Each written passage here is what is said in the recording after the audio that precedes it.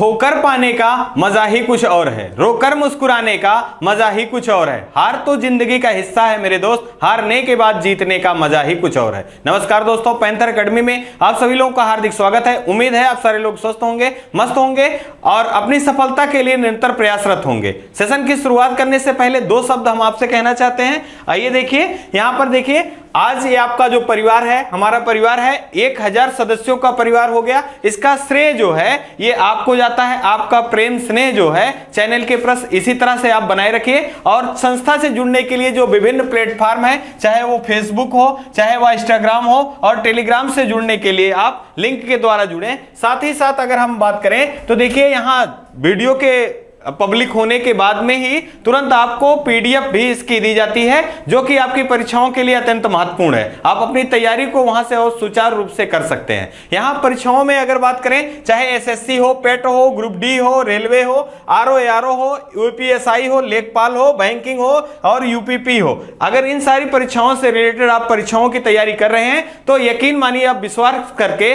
संस्था के साथ जुड़िए और निश्चित ही इस संस्था से आपको लाभ होने वाला है। हम लोग हमेशा आपकी सफलता के लिए आपके साथ ही बने रहेंगे और आपको निरंतर परीक्षा के दृष्टिकोण से उपयोगी तथ्यों को या उपयोगी मैटर को उपलब्ध कराते रहेंगे। आपसे यही गुजारिश रहेगी कि सेशन में शुरुआत से लेकर अंत तक बने रहिए। यह सेशन आपके लिए काफी फायदेमंद होने वाला है। इस सेशन के अंतर्गत हम लोग अच्छी जानकारियां जो कि परीक्षाओं में बार बार पूछी जाती हैं, उन्हीं पर बात करने वाले हैं। आइए हम लोग सेशन की शुरुआत करें और देखें इस सेशन का पहला महत्वपूर्ण प्रश्न। पहला है, प्रतिवर्ष किस दिवस को राष्ट्रीय हिंदी दिवस के रूप में मनाया जाता है? यहां देखिए विकल्प दिया गया, पहला 14 सितंबर, दूसरा 15 सितंबर, तीसरा दिया गया 10 सितंबर, चौथा दिया गया 30 सितंबर। यहां जो हमारा सही विकल्प है मित्रों, प्रतिवर्ष 14 सितंबर को राष्ट्रीय हिंदी दिवस के रूप में मनाया जाता है। अगर हम बात करें विश्व हिंदी दिवस के बारे में, विश्व हिंदी दिवस के बारे में, तो विश्व हिंदी दिवस जो है 10 जनवरी को मनाया जाता है। राष्ट्रीय हिंदी दिवस को 14 सितंबर 1947 के दिवस से ही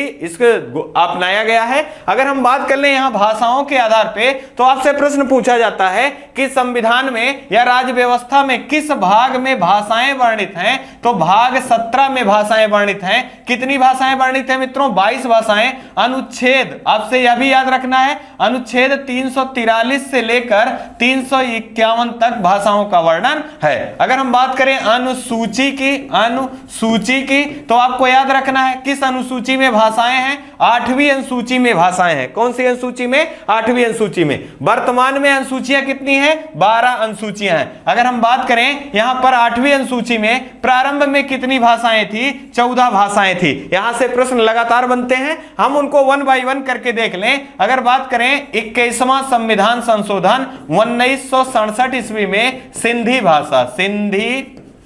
भाषा 15वीं भाषा के रूप में जोड़ी गई। अगर हम बात करें 71वां संविधान संशोधन 1992, तो यहां पर नेपाली साथ ही साथ मणिपुरी और कोंकणी ये 3 भाषाएं जोड़ी गई। अगर हम बात कर लें यही 92वां संविधान संशोधन 2003 में 4 भाषाएं जोड़ी गई। कौन कौन भाषाएं? बोडो, डोगरी,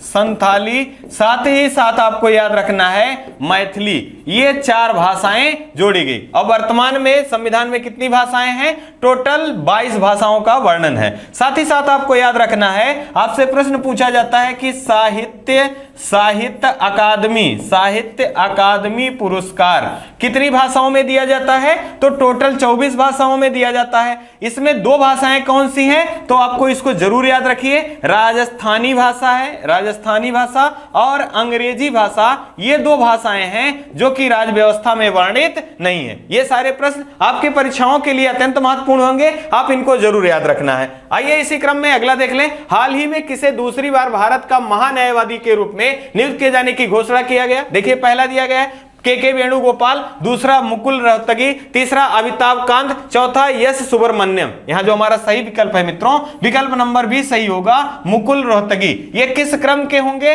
ये भारत के 14वें महान्यायवादी होंगे। यहां से आपसे प्रश्न पूछा जाता है कि राज्य व्यवस्था में किस अनुच्छेद में महान्यायवादी वर्णित है, तो अनुच्छेद 76 में महान्यायवादी वर्णित है। इनकी नियुक्ति किसके सिफारिश पर होता है या किसके सलाह पर होता है, तो आपको याद रखना है केंद्रीय मंत्रिमंडल, केंद्रीय मंत्रिमंडल की सलाह पर राष्ट्रपति के द्वारा इनका नियुक्ति किया जाता है। अगर हम बात करें वर्तमान में कौन है, तो वर्तमान में के वेणुगोपाल जी हैं और इनका क्रम कौन सा है, 13वां है। और इनका कार्यकाल कब से कब तक का, 2017 से लेकर 2022 तक का था। अगर हम बात करें, यहां देखिए प्रश्न में ही दिया गया है दूसरी बार, यहां दूसरी बार दिया गया है। इसका मतलब यह हुआ कि मुकुल रोहतगी जी इससे पहले रह चुके हैं, तो उसका क्रम भी आपको याद रखना है। यह 12वें भारत के 12वें महान्यायवादी के रूप में 2014 से 2017 तक अपनी सेवा दे चुके हैं। साथ ही साथ अगर हम बात करें, यहां से प्रश्न पूछा जाता है कि भारत का पहला विधि अधिकारी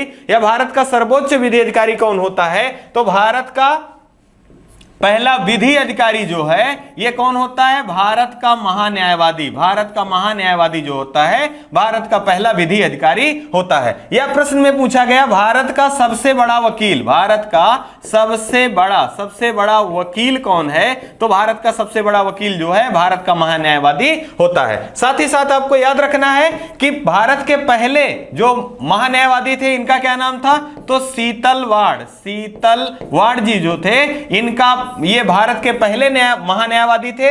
और अधिकतम कार्यकाल किनका रहा है, अधिकतम कार्यकाल शीतल वार्ड जी का महान्यायवादी के रूप में रहा है। एक प्रश्न और भी याद रखिए, आपसे प्रश्न पूछ लिया जाता है कि संयुक्त बैठक, सबसे पहले ये जाने कि संयुक्त बैठक किस अनुच्छेद में वर्णित है, तो 108 अनुच्छेद में वर्णित है। संयुक्त बैठक में भारत का महान्यायवादी हिस्सा लेता है या वोटिंग में हिस्सा लेता है, तो आपको याद रखना है संयुक्त बैठक में भारत का महान्यायवादी हिस्सा लेता है, परंतु वोटिंग का अधिकार भारत के महान्यायवादी को नहीं होता है। यह प्रश्न आप जरूर याद रखिए। यही ध्यान दीजिए, आपको दिया गया अमिताभ कांत, तो G20 देशों की जो 2023 में बैठक कहां बुलाई जाएगी, जम्मू कश्मीर में बुलाई जाएगी। इसके शेरपा किसे नियुक्त किया गया है, तो इसके शेरपा अमिताभ कांत जी को नियुक्त किया गया है। आइए इसी क्रम में यहां देखिए मुकुल रोहतगी जी का पिक्चर दिखाया गया है। साथ ही साथ आपको कुछ महत्वपूर्ण नियुक्तियां और भी याद रखना है। जैसे अगर हम बात करें मुख्य चुनाव आयुक्त,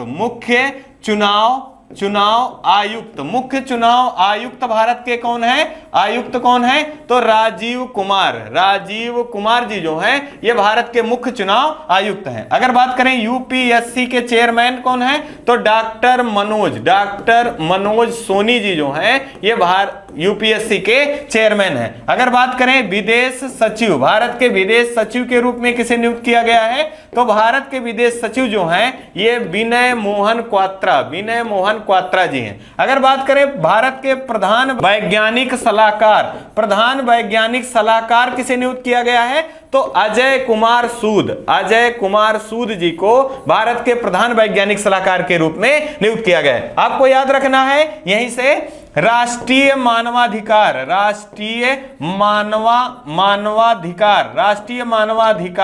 आयोग के अध्यक्ष कौन है, तो अरुण मिश्रा जी जो हैं ये राष्ट्रीय मानवाधिकार के आयोग हैं। आपको याद रखना है राष्ट्रीय महिला आयोग की अध्यक्षा कौन है, तो रेखा शर्मा जो हैं ये राष्ट्रीय महिला आयोग की अध्यक्षा हैं। साथ ही साथ एक महत्वपूर्ण आपको याद रखना है कैग, भारत के कैग ये कौन से क्रम के हैं, ये 14वें हैं। कौन है, गिरीश चंद्र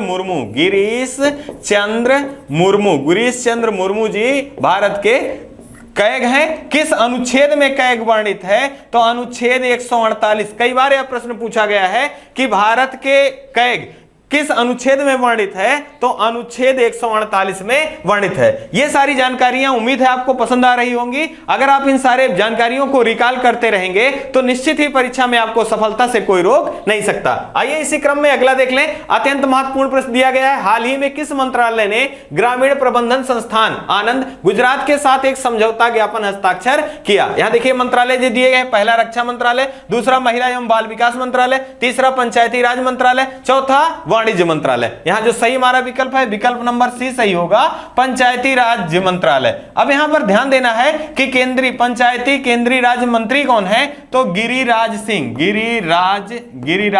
सिंह जी जो है पंचायती केंद्रीय गृह मंत्री हैं। साथ ही साथ ग्रामीण प्रबंधन संस्थान, इसका उद्देश्य क्या है, तो ग्रामीण इंफ्रास्ट्रक्चर को और मजबूत बनाना या उनके जीवन स्तर को और उच्च बनाना इसका मुख्य उद्देश्य है। अब पंचायतों से संबंधित या पंचायती राज से संबंधित आप किसी भी परीक्षा में बैठते हो, चाहे वो वनडे परीक्षा हो या बड़ी से बड़ी परीक्षा हो, उसमें जरूर प्रश्न पूछे जाते हैं। तो कुछ प्रश्न ऐसे हैं, अगर हम उनको रिकॉल कर ले तो हमारे प्रश्न गलत होने वाले नहीं है। अगर हम बात करें 73वां संविधान संशोधन के द्वारा पंचायतों को संवैधानिक दर्जा प्रदान किया गया। अगर हम बात करें भाग 9 किससे संबंधित है, तो पंचायतों का गठन भाग 9 में है। अगर हम बात करें अनुसूची की, तो अनुसूची आपको याद रखना है, 11वीं अनुसूची जो है यह पंचायतों के गठन से संबंधित है। कितने विषय हैं वर्तमान में, 29 विषय जो है ये पंचायती राज व्यवस्था जो है इसमें कितने विषय हैं, 29 विषय हैं। साथ ही साथ आपसे प्रश्न पूछा जाता है कि भारत में सबसे पहले पंचायती राज व्यवस्था कहां से प्रारंभ हुआ, तो 2 अक्टूबर 1959 में राजस्थान के नागौर से पंचायती राज व्यवस्था प्रारंभ की गई। और 11 अक्टूबर 1959 ईस्वी में आंध्र प्रदेश में दूसरे राज्य में पंचायती राज व्यवस्था का प्रारंभ किया गया। साथ ही साथ आपको याद रखना है, जैसे यहां दिया गया है रक्षा मंत्रालय के बारे में, तो रक्षा मंत्री कौन है, राजनाथ सिंह है। अगर हम बात करें महिला एवं बाल विकास मंत्रालय की, तो स्मृति ईरानी जी हैं। अगर हम बात करें वाणिज्य मंत्रालय की, तो यहां से आपको याद रखना है ये पीयूष गोयल जी केंद्रीय वाणिज्य मंत्री हैं। आइए इसी क्रम में एक अत्यंत महत्वपूर्ण प्रश्न और भी देख लें। यहां से देखिए, परीक्षाओं में मैचिंग सुमेल करने के लिए दिया रहता है कि कौन सी पंचायती राज व्यवस्था किस सन में आई। अत्यंत महत्वपूर्ण है, आपको इसको जरूर याद रखना चाहिए। बलवंत राय मेहता कब आया हुआ था, तो आपको याद रखना है त्रिस्तरीय पंचायत व्यवस्था के जनक किसे कहा जाता है, तो बलवंत राय मेहता को कहा जाता है। यह 1957 ईस्वी में आया था। अगर हम बात करें द्विस्तरीय पंचायत का गठन किसके द्वारा, अशोक मेहता के द्वारा 1977 में, GV.K. राव के द्वारा। अगर बात करें तो 1985 ईस्वी में, LM सिंघवी की बात करें 1986 ईस्वी में, PK थुंगन की बात करें 1989 ईस्वी में। और अभी हम लोगों ने बात कर लिया कि पंचायती राज व्यवस्था में कुल कितने विषय, तो 29 विषय। यहां एक अत्यंत महत्वपूर्ण और भी आपको प्रश्न दिख रहा है, आपको याद रखना है कि मेघालय, मिजोरम, नागालैंड, ये जो 3 राज्य हैं, इन 3 राज्यों में त्रिस्तरीय पंचायती राज व्यवस्था नहीं लागू है। तो कौन सी व्यवस्था लागू है, एक स्तरीय व्यवस्था कहां लागू है, तो एक स्तरीय पंचायती राज व्यवस्था मेघालय में लागू है, मिजोरम में लागू है और नागालैंड में लागू है। आइए इसी क्रम में अगला प्रश्न देख लें। अगला है, हाल ही में चर्चा में रहा औद्योगिक निवेश को सर्वाधिक आकर्षित करने वाला भारत का पहला राज्य कौन सा है। तो देखिए, पहला दिया है कर्नाटक, दूसरा गोवा, तीसरा महाराष्ट्र, चौथा आंध्र प्रदेश। यहां जो सही विकल्प है आंध्र प्रदेश होगा। अब यहां औद्योगिक निवेश की बात हो रही है, भारत के परिप्रेक्ष्य में पूछा जा रहा है, तो सर्वाधिक आकर्षण जो किया गया है वो आंध्र प्रदेश में किया गया है। अब आंध्र प्रदेश की राजधानी क्या है, अमरावती जो है ये आंध्र प्रदेश की राजधानी है। साथ ही साथ 25वां सर्वोच्च न्यायालय का स्थापना कहां किया जा रहा है, तो आंध्र प्रदेश की राजधानी अमरावती में। आपको याद रखना है 2 जून 2014 को आंध्र प्रदेश से अलग होकर तेलंगाना राज्य के रूप में गठन हुआ। इसी कारण प्रत्येक 2 जून को तेलंगाना अपना स्थापना दिवस मनाता है। अगर हम बात करें फलों के उत्पादन में भारत का कौन सा राज्य प्रथम स्थान पे है, तो आंध्र प्रदेश प्रथम स्थान पे है। अगर हम बात करें 12वां राष्ट्रीय संस्कृति महोत्सव का आयोजन कहां किया गया, तो ये आंध्र प्रदेश में किया गया। साथ ही साथ आपको याद रखना है 13 नए जिले का गठन किसके द्वारा किया गया, और ये आंध्र प्रदेश के द्वारा किया गया। अब कुल जिलों की संख्या कितनी हो गई? 30 जो है यहां पर कुल जिलों की संख्या हो गई। अब हम महाराष्ट्र से देखिए, हाल ही में महाराष्ट्र के नए मुख्यमंत्री बने हैं। कौन बने हैं? एकनाथ शिंदे। एकनाथ शिंदे बने हैं, जबकि उप मुख्यमंत्री के रूप में देवेंद्र फडणवीस बने हैं। साथ ही साथ आपको याद रखना है, भारत के पहले सबसे कम उम्र के विधानसभा अध्यक्ष कौन है? तो राहुल नार्वेकर हैं, और कहां से हैं? महाराष्ट्र राज्य से संबंधित हैं। अगर हम बात करें गोवा की, तो गोवा में आपको याद रखना है प्रमोद सावंत जी जो हैं, प्रमोद सावंत जी यहां के मुख्यमंत्री हैं। साथ ही साथ आपको याद रखना है, हर घर स्वच्छ जल प्रमाणित राज्य कौन सा है? तो वो गोवा है। अगर बात करें कर्नाटक की, तो हेमंत बिस्व शर्मा यहाँ के मुख्यमंत्री हैं, और थावर चंद गहलोत जी जो हैं ये यहाँ के राज्यपाल हैं। आइए इसी क्रम में यहाँ दो कला और संस्कृति के दृष्टिकोण से महत्वपूर्ण प्रश्न पूछे जाते हैं। जैसे आपको पूछा जाता है तिरुपति मंदिर कहाँ स्थित है? तो ये आंध्र प्रदेश से स्थित है। अगर हम बात करें शिवा मल्लिकार्जुन मंदिर कहाँ स्थित है? तो यह अभी आंध्र प्रदेश में स्थित है। आइए इसी क्रम में अगला देख लें। हाल ही में चर्चा में रहा जापान इंडिया मैरीटाइम एक्सरसाइज 2022 का आयोजन कहां किया गया? आप अगर परीक्षाओं का प्रश्न पत्र उठाकर देखेंगे तो यहां पर युद्धाभ्यास से प्रश्न लगातार पूछे जाते हैं। तो इसका आशय एक ही है कि जो युद्धाभ्यास हैं उनका निरंतर अभ्यास करना जरूरी है। अगर हम बात करें विकल्प के रूप में, पहला दिया गया हिमाचल प्रदेश, दूसरा हैदराबाद, तीसरा विशाखापट्टम, चौथा उत्तराखंड। यहां जापान और इंडिया के बीच में मैरीटाइम एक्सरसाइज, जिसे जाइमेक्स के नाम से जाना जाता है, जाइमेक्स के नाम से जाना जाता है, इसका आयोजन कहां किया जा रहा है? तो विशाखापट्टम में किया जा रहा है। अब यहां अगर प्रश्न में दूसरी तरह से पूछे कि इसका आयोजन कहां किया जा रहा है, तो आप इसको भी याद रखें, बंगाल की खाड़ी में इसका आयोजन किया जा रहा है, क्योंकि यह समुद्री युद्धाभ्यास है। कौन सा युद्धाभ्यास है दोस्तों? यह समुद्री युद्धाभ्यास है। अब हाल ही में हमने देखा है वज्र प्रहार किसके साथ होता है? भारत और यूएसए के बीच में वज्र प्रहार युद्धाभ्यास होता है, और इसका आयोजन कहां किया गया? हिमाचल प्रदेश में किया गया। अगर हम बात करें हैदराबाद की, तो विंग्स एयर शो का प्रारंभ या विंग्स एयर शो कहां प्रारंभ किया गया था? तो यह हैदराबाद में किया गया था। अगर हम बात कर लें यही कुछ महत्वपूर्ण युद्धाभ्यास की, तो आपको याद होगा अल नगाह युद्धाभ्यास किन किन के बीच में? भारत और ओमान के बीच में आयोजित किया जाता है। अगर हम यही बात करें काजिंद की, तो कजाकिस्तान और भारत के बीच में आयोजित किया जाता है काजिंद। अगर हम बात करें सिम्बेक्स की, तो सिम्बेक्स सिंगापुर और भारत के बीच में आयोजित किया जाता है। अभी हाल ही में पिच ब्लैक युद्धाभ्यास किसके बीच आयोजित किया गया? तो ऑस्ट्रेलिया और भारत के बीच में कौन सा युद्धाभ्यास होता है? तो पिच ब्लैक युद्धाभ्यास होता है। आइए एक पिक्चर के माध्यम से देखें। यहां देखिए, ये जो समुद्री युद्धाभ्यास है, ये जाइमेक्स के नाम से जो जाना जाता है, इसका एक पिक्चर दिखाई जाने की कोशिश की गई है। साथ ही साथ आपको याद रखना है सूर्य किरण युद्धाभ्यास किसके बीच? भारत और नेपाल के बीच में। अब इसके साथ आपको याद रखना है खंजर युद्धाभ्यास किर्गिस्तान और भारत के बीच में खंजर होता है, जबकि मित्र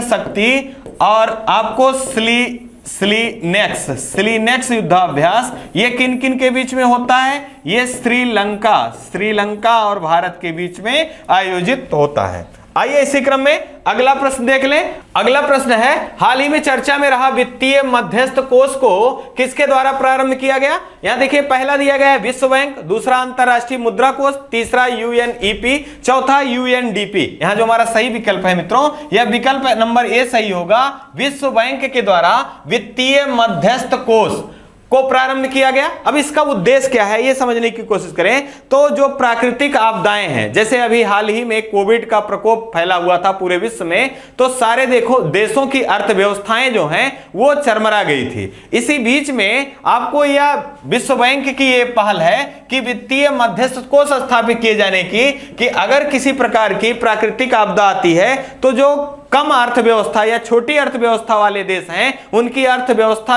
अधिक प्रभावित ना हो, इसको वित्तीय मदद पहुंचाया जा सके। और यहां से आपको याद रखना है वित्तीय मध्यस्थ कोष का उद्देश्य जो है प्राकृतिक आपदाओं से निपटने के लिए किया गया है। अगर हम बात करें विश्व बैंक के बारे में तो इसकी स्थापना 1944 ईस्वी में किया गया। इसका मुख्यालय कहां है? तो इसका मुख्यालय जो है यूएसए की राजधानी जो है वाशिंगटन डीसी में है। अगर हम बात करें यहां पर अंतरराष्ट्रीय मुद्रा कोष, तो आपसे प्रश्न पूछा जाता है कि कौन सी संस्थाएं, निम्न में से कौन सी संस्थाएं जुड़वा बहन के नाम से जानी जाती हैं? तो विश्व बैंक और अंतरराष्ट्रीय मुद्रा कोष जो है ये जुड़वा बहन के रूप में जाना जाता है और इसकी स्थापना 1944 ईस्वी में ब्रेटन वुड्स समझौता के आधार पर किया गया और इन दोनों का मुख्यालय जो है वाशिंगटन डीसी में स्थित है। अगर हम बात करें यूएनईपी की, यह भी बहुत महत्वपूर्ण संस्था है। यूनाइटेड नेशन एनवायरनमेंट प्रोग्राम इसका फुल फॉर्म है। इसका जो गठन हुआ था 1972 ईस्वी में हुआ था और इसका मुख्यालय कहां है? नैरोबी में स्थित है। अगर हम बात करें तो 5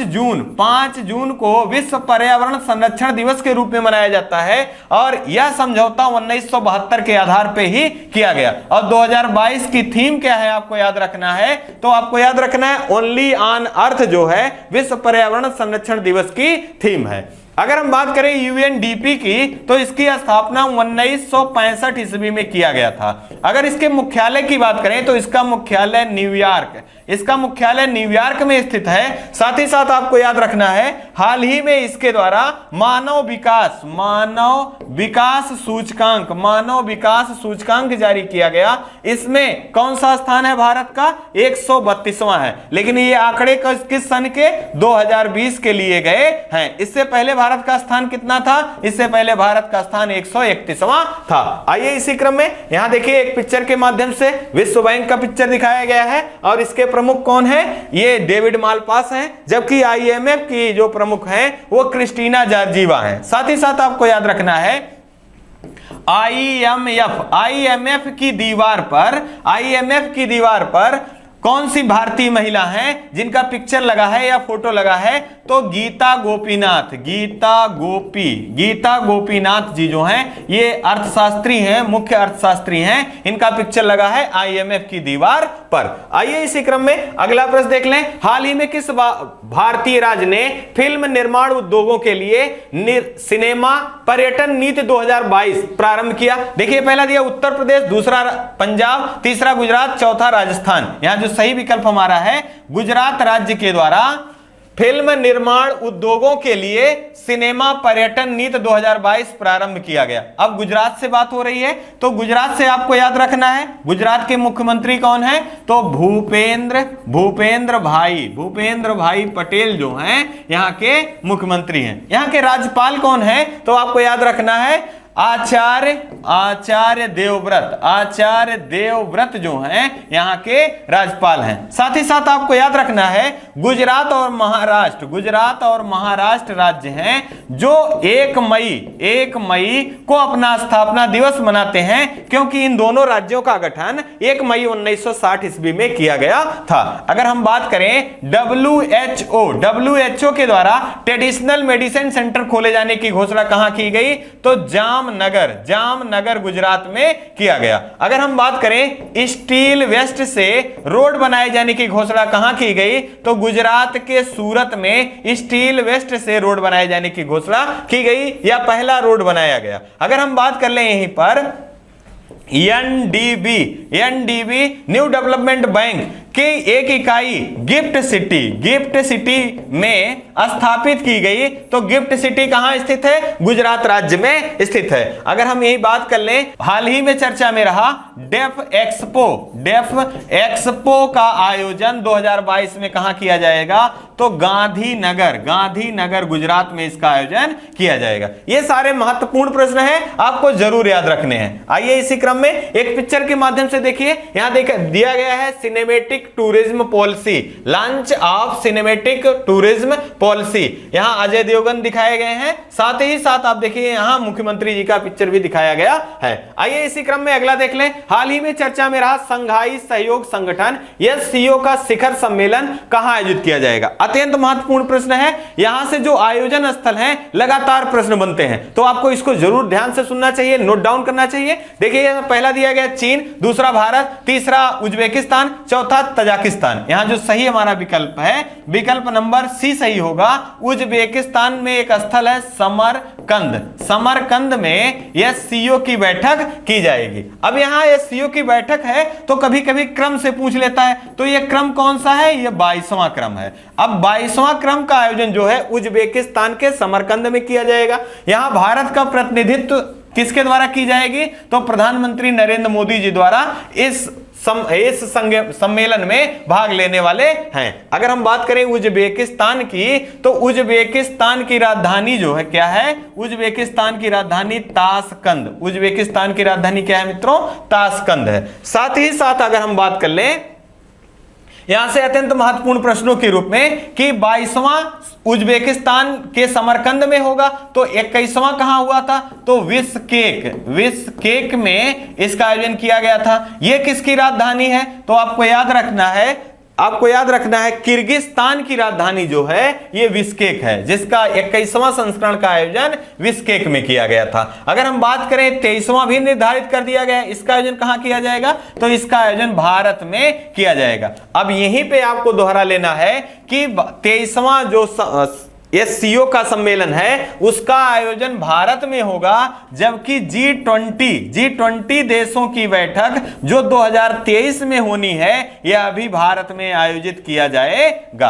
अब कुछ महत्वपूर्ण और भी आयोजन स्थल हैं, अगर उनको हम देखें तो हमारे प्रश्न गलत नहीं होंगे। जैसे अगर हम बात करें कॉप कॉन्फ्रेंस ऑफ पार्टी 26 का आयोजन कहां किया गया था, ग्लासगो में किया गया था। जबकि कॉन्फ्रेंस पार्टी का आयोजन जो 27 है इसका आयोजन कहां किया जाएगा, तो इसका आयोजन मिस्र में किया जाएगा। आपसे प्रश्न पूछा गया है कि ब्रिक्स देशों का 13वां शिखर सम्मेलन का आयोजन कहां किया गया, तो यह भारत में किया गया था। जबकि 14वां ब्रिक्स देशों का 14वां जो है शिखर सम्मेलन, इसका आयोजन चीन में किया गया। अगर हम बात कर ले यहीं पर अत्यंत महत्वपूर्ण प्रश्न है बिम्सटेक सम्मेलन का आयोजन कहां किया गया, तो कोलंबो। ये कहां संबंधित है, कहां से, तो ये श्रीलंका में स्थापित है, श्रीलंका से संबंधित है। अगर हम बात कर ले क्वाड देशों की चौथी बैठक कहां, तो जापान की राजधानी टोक्यो में। और अगर हम बात करें यही 5वीं बैठक की, तो इसका आयोजन ऑस्ट्रेलिया में किया जाएगा। अब SCO से महत्वपूर्ण आपसे प्रश्न पूछा जाता है कि SCO का गठन कब किया गया था और इसमें शामिल देश कौन है। तो आइए एक मैप के माध्यम से देखें। देखिए यहां दिया गया है द संघाई कोऑपरेशन ऑर्गेनाइजेशन, यहां दिया गया है। देखिए पहला देश आपको दिया गया है, पहले देश के रूप में आपको दिया गया है, पहला चीन है, दूसरा कजाकिस्तान है, फिर किर्गिस्तान है, रसिया है और तजाकिस्तान है, उज्बेकिस्तान है, इंडिया है, पाकिस्तान है। और इसका गठन जो है 2001 में किया गया था। और इसमें कितने सदस्य देश हैं, 9 सदस्य देश हैं। 9वां कौन सा सदस्य देश है, ईरान है। और ईरान की राजधानी क्या है, ईरान की राजधानी तेहरान है। और इसकी नई मुद्रा जो है ये टोमान है। साथ ही साथ एक प्रश्न और भी आपको याद रखना है, आपसे प्रश्न पूछ लेता है कि निम्न में से कौन SCO का सदस्य देश नहीं है, तो आप इसको जरूर याद रखिए, तुर्कमेनिस्तान जो है SCO का सदस्य देश नहीं है। बाकी जितने भी हैं, चाहे वो कजाकिस्तान हो, चाहे किर्गिस्तान हो,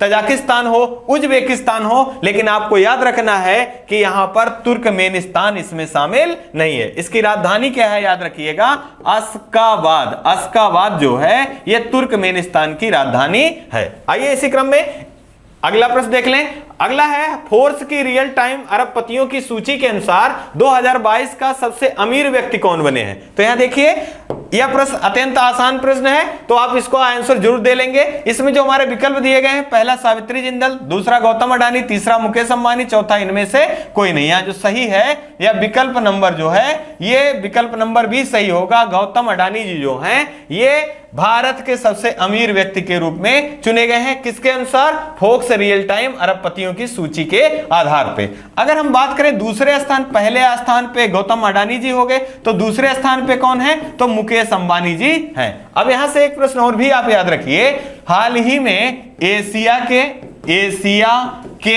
सबसे अमीर, साथ ही साथ आपको याद रखना है कि विश्व के तीसरे सबसे अमीर व्यक्ति कौन चुने गए हैं? तो ये गौतम अडानी जी जो हैं ये चुने गए हैं। साथ ही साथ आपको याद रखना है कि पहले नंबर पे कौन है विश्व का सबसे अमीर व्यक्ति? तो एलन मस्क हैं। इनकी टेस्ला और स्पेसएक्स जो कंपनियां हैं इनकी हैं, और इनको पर्सन ऑफ द ईयर के रूप में भी चुना गया है। अगर बात करें दूसरे व्यक्ति के रूप में तो जेफ बेजोस हैं और ये अमेजन के मालिक हैं। साथ ही साथ आपको याद रखना है ये अमेजन के सीईओ कौन बने हैं? तो वहां पर एंडी जेसी बने हुए हैं। इस प्रश्न को भी याद रखना है। अगर आपको यहां ध्यान दें तो देखिए सावित्री जिंदल दिया गया है, तो आपको याद रखना है भारत की सबसे अमीर महिला कौन है? तो भारत की सबसे अमीर महिला जो है सावित्री जिंदल हैं। और विश्व में अमीरों की सूची में यहां पर उनको भी याद रखिए कि सूची में मुकेश अंबानी किस क्रम पे हैं? 11वें स्थान पे हैं। आइए इसी क्रम में यहां देखिए गौतम अडानी जी का पिक्चर दिखाया गया है। आइए इसी क्रम में इस सेशन के लास्ट प्रश्न को देखें। अगला है, हाल ही में किसके द्वारा कलम नो कार्निवल पुस्तक मेले का उद्घाटन किया गया? यहां देखिए विकल्प जो दिया गया, नरेंद्र मोदी, दूसरा अमित शाह, तीसरा राजनाथ सिंह, चौथा पीयूष गोयल। यहां जो हमारा सही विकल्प होगा, विकल्प नंबर ये सही होगा, नरेंद्र मोदी जी द्वारा कलम नो कार्निवल पुस्तक मेले का उद्घाटन किया गया। कहां से किया गया? तो आपको याद रखना है अहमदाबाद से किया गया। अब आपको याद रखना है कि अहमदाबाद में हाल ही में अटल ब्रिज का भी उद्घाटन किया गया। किसके द्वारा किया गया था? तो प्रधानमंत्री नरेंद्र मोदी जी द्वारा किया गया था। यहां से याद रखिए किस नदी पर बनाया गया है? तो साबरमती नदी पर बनाया गया है अटल ब्रिज। आपको कंफ्यूज नहीं होना है। अगर अटल टनल पूछा जाए तो रोहतांग सुरंग में है जो कि हिमाचल प्रदेश से है, और अटल ब्रिज पूछा जाए तो ये अहमदाबाद के साबरमती नदी पर बनाया गया है। अब अहमदाबाद से महत्वपूर्ण प्रश्न आपको याद रखिए, दांडी मार्च कई बार प्रश्न पूछा गया है। दांडी मार्च कब प्रारंभ किया गया था? तो डेट याद रखिए 12 मार्च 1930 को साबरमती से दांडी तक दांडी मार्च प्रारंभ किया गया था महात्मा गांधी जी द्वारा। अगर हम बात कर ले यहां अन्य महत्वपूर्ण प्रश्नों से संबंधित, अमित शाह जी के संबंधित, तो सहकारिता, भारत के सहकारिता मंत्री